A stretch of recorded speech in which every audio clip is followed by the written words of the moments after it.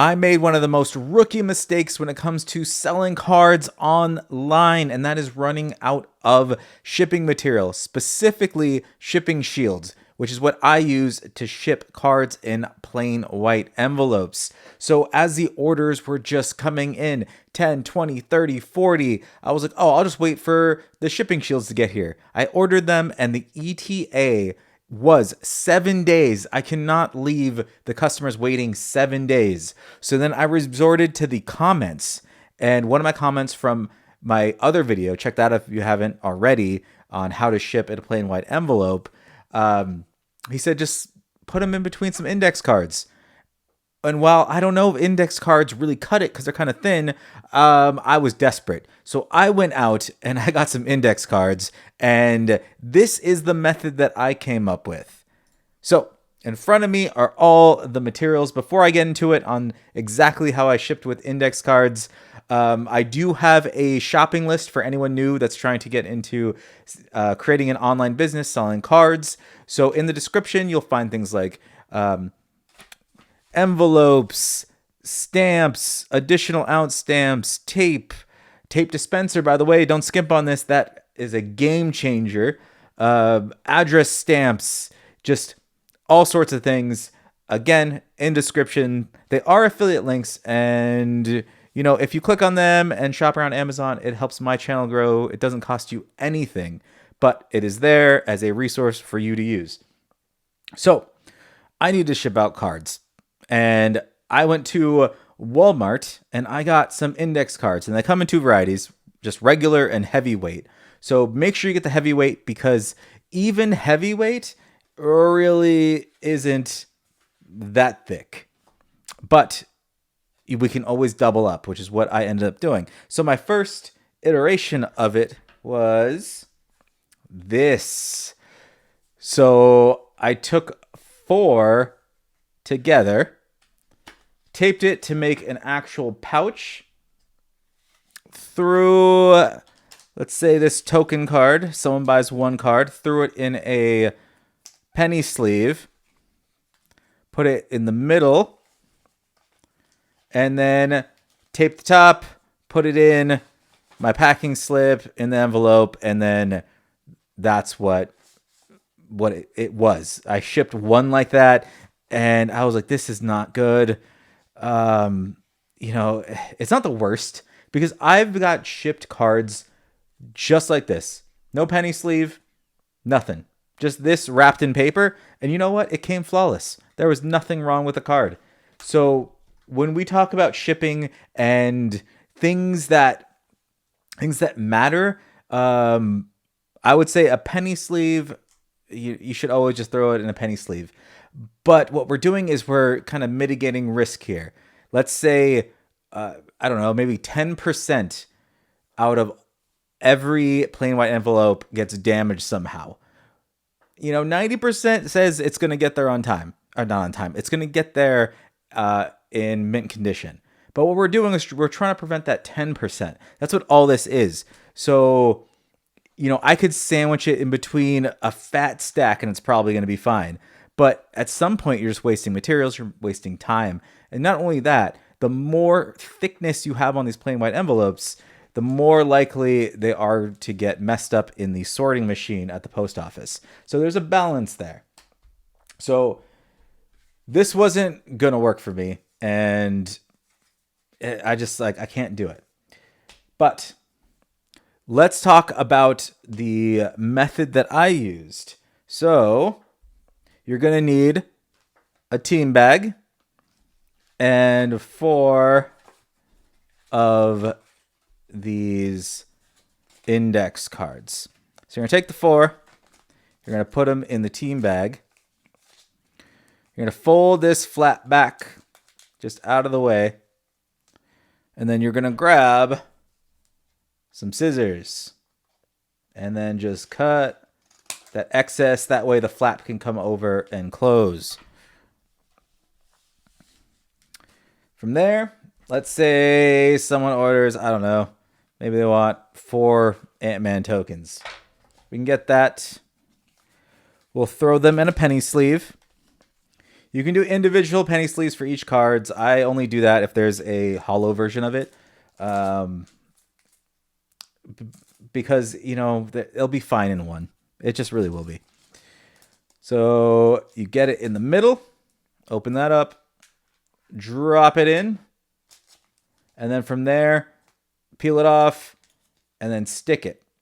So with this method, you get the added bonus of it's pretty much waterproof. Someone would have to soak this into a puddle for it to actually damage your card, which, you know, it's not bad. And it doesn't really cost that much more. And I will talk about the price breakdown afterwards, towards the end. So then from here, this blank piece of paper represents your packing slip. And it's really nice to have because I go with the window ones. And when you print them out, it would have the address already here. And then you just stick it in the envelope. I do need to rewind a little bit. You're going to take a little bit of tape, pull a little bit, and you need to tape this on the right side. So you want it basically to stay, like you want the cards to stay on the right. If you were, you could pack two of them actually. You could have, I have another one here as an example. You could tape them here. You have to have that bend in there. It has to do with the sorting machine and how they do everything. If you have a straight, rigid block and everything, it could get messed up. So leave some space. But that is how I was shipping it. And so far, nobody has complained. There's been some 5-star reviews. People have... I don't know how they feel about it because no one ever says, hey, index cards, it turned out great. They just leave a 5-star review if their cards are fine. Now let's talk about the weight. So if we turn on our scale there, sorry about the reflections. Let's see, what do we have here? This is the blank one. So first of all, our envelope. So we put that on here. Envelope comes to, oh, it's so hard for you to see, but 0.2 ounces. We drop our just regular sheet of paper, our packing slip. That brings it up to 0.4. Now, I understand why people don't like the packing slip. It adds, it adds some weight, and you're trying to stay under 1 ounce. A standard stamp is 66 cents. This one right here, and it covers 1 ounce. Anything more than that, you need to put more postage. Now, what a lot of people do is they just put 2 of these on here, but that is, it's not a lot of money. It's just when you start selling a lot of cards, it becomes a lot of money. You want to minimize the cost. So what you do is you put the 66-cent stamp on, and then they have something called the additional ounce stamps. These cost 22 cents each. So if it goes over 1 ounce, you put 1 regular stamp, 1 additional ounce stamp, and you're good to go. So make sure you're picking that up. Again, links in the description. You get them at the post office also. You can also get them at, your Office Max, Office Depot. Grocery stores have stamps also. They usually don't have a roll, but they will have a book of about 20. So we are at 0.4 of an ounce. Now we have a team bag and 4 index cards with the little ends cut out, and that brings it to 0.6 of an ounce. So we have 0.4 to play with. If we were to add, let's get these cards out of here real quick. If you were to add 2 packages, or 2, I don't even know what to call these, index packages together, you're at 0.8, you start adding cards, you're going to go over 1 ounce. Now, I measured a shipping shield before I ran out of them, and it comes to the 0.2 of an ounce also. So this is basically the same weight as a shipping shield. Now, I want to talk about actually, before I get into that, I want to see how many cards here. So we're at 0.6. These are Bandai quality cards here. We add some cards. We get 2, 3, 4, 5. Can we get 6? Can we get 7? No, we cannot get 7. 6 cards. So this also works for shipping shields too. You get 6 cards. You get the index packing. You get a packing slip, envelope. That is 1 ounce. That is 66 cents to ship. Anything above that, you get to a 7th card. Then you have to have additional postage. So I know what some people are wondering. Well, does it offer as much protection? Now, here's where I'm torn. And I wish there was some science or some math or something to determine that. I can only use my observation. So shipping shield, I wish I had one right now. I just want to make this video while it's fresh in my mind. But the shipping shield, because it's smaller, the shipping shield basically, if we look at the size of it, of a card, what I have going on here with the index cards, you have a bunch of space on the side. A shipping shield doesn't have that much space. It's smaller. It holds the cards a lot better. Arguably, it holds the cards a little too good, because if you get a certain amount, 5, 6, 7, 8 of them packed in there, the corners start to bend on each other and it causes some damage on the cards. Sometimes, depending on what type of card you're shipping, some cards are a little thinner. Pokemon cards are on the thinner side. Then you have Yu-Gi-Oh cards, which are smaller. So it really depends. But with these, there's less pressure being put on the cards. So that's one big difference. Going back to when I said that I have had raw cards, no penny sleeves in a plain white envelope come to me. Perfect. They were perfect. And there's a couple of reasons for that. So let's take this card here. And for me to mess it up, I can put it on the counter and I can push into it as much as I want. It's not going to break. So having something heavy on it is not going to scratch the card or damage it. Now, what happens if you have an envelope and someone bends it?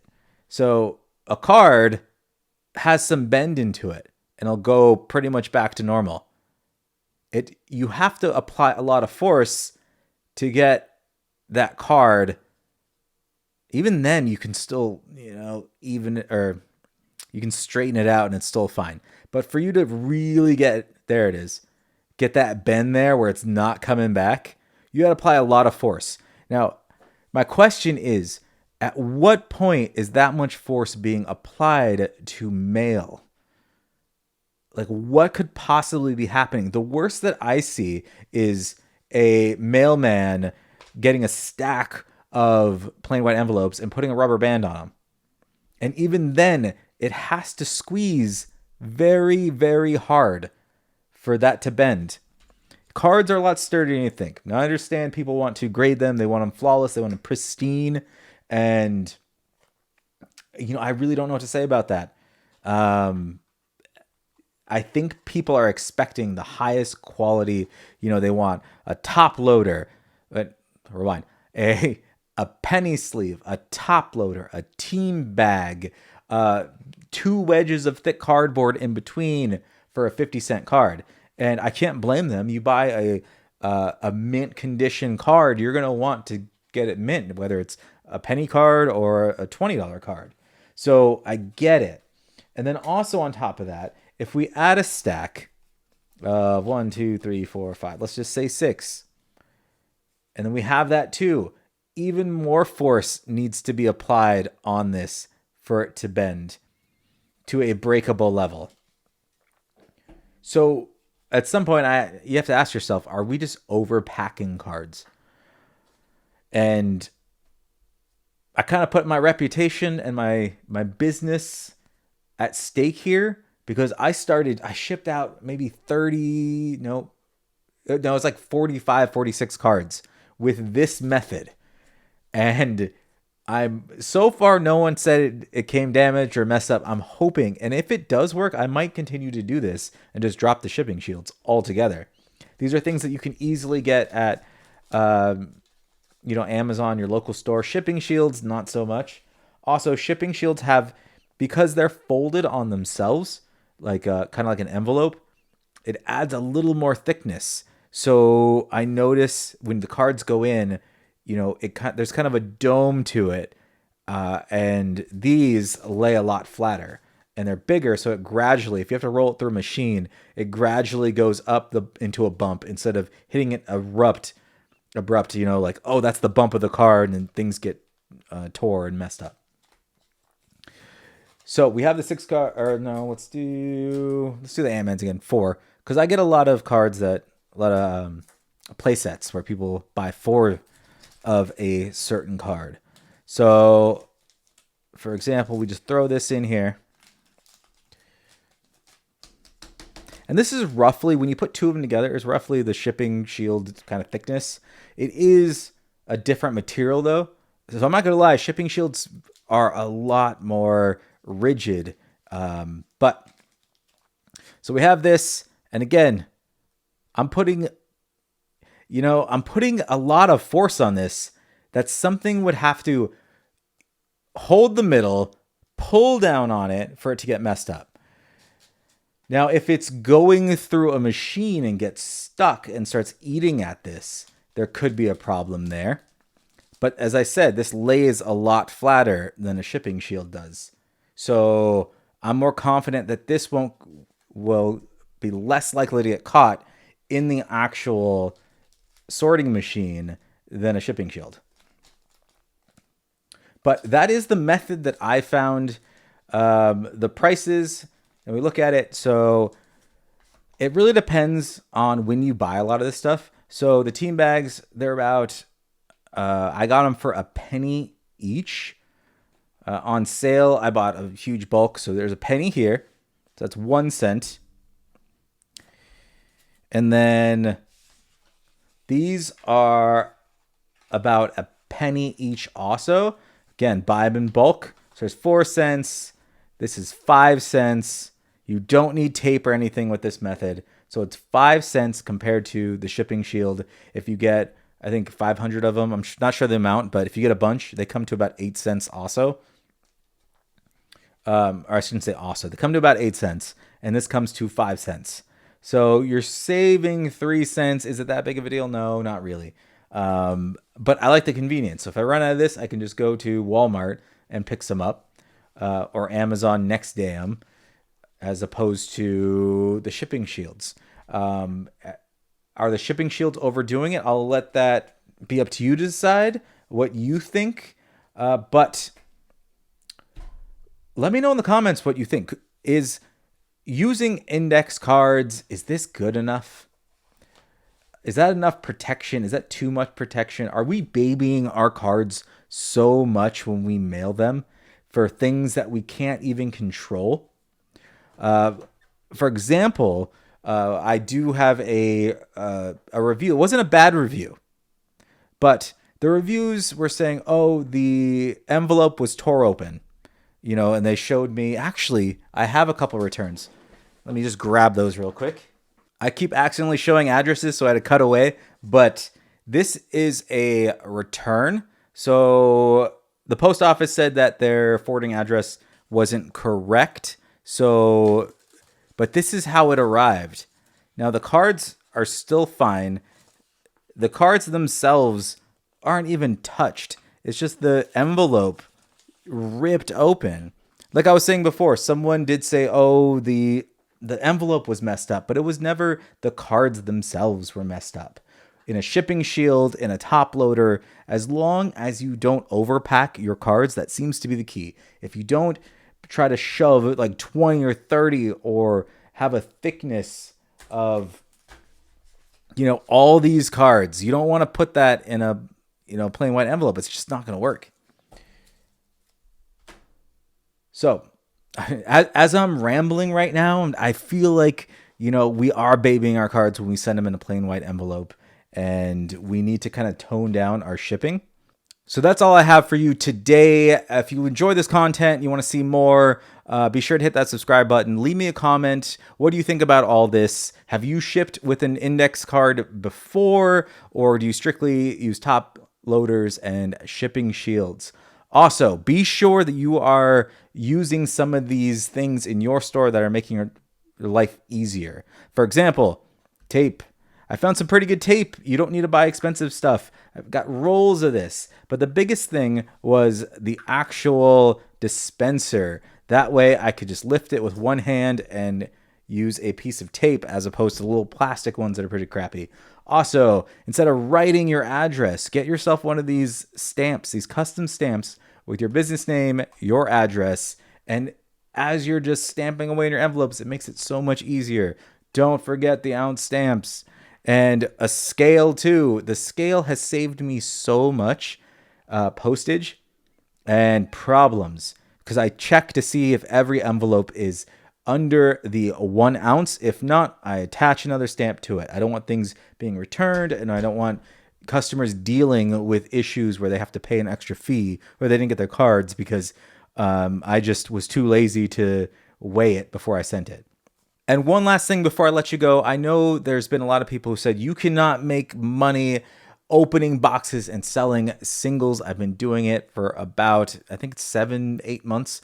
And I'm just going to throw up my earnings so far.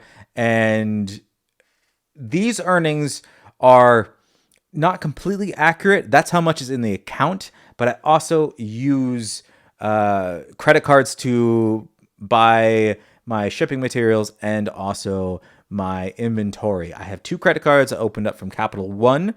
They have 0 interest rates, and there was a sign-on bonus of $200. So if you're interested in starting a card business where you don't put up any money up front, be sure to use my affiliate links down there for Capital One. If you get approved, get a card, then they'll credit me $150, and I will be so grateful for that. I'll go back and buy even more boxes, and I'll continue to grow. So if you plan on following my lead and doing the same thing that I'm doing, be sure to use those links down in the description. So I have these 2 cards. I have the one for operational expenses and the other one for inventory, and I use both of those. Right now it's about $2,000 that I owe. So if you take that number minus 2,000 from it, and that is how much profit I've made in 8 months. And I'm showing you this because a lot of people say it can't be done. Well, it's not enough money to quit my job. I think I can scale it, and I think you can scale it. And I think you could eventually, you buy enough cards, you sell enough cards, you ship enough cards, that number just increases. So I'm looking to get that from the 5,000 range up to double as soon as possible. Maybe within the next couple of months, get that up to around the $10,000 range. So if you're curious about my journey, follow along. And this video is starting to get long, so I will sign off, and I will catch everyone next time.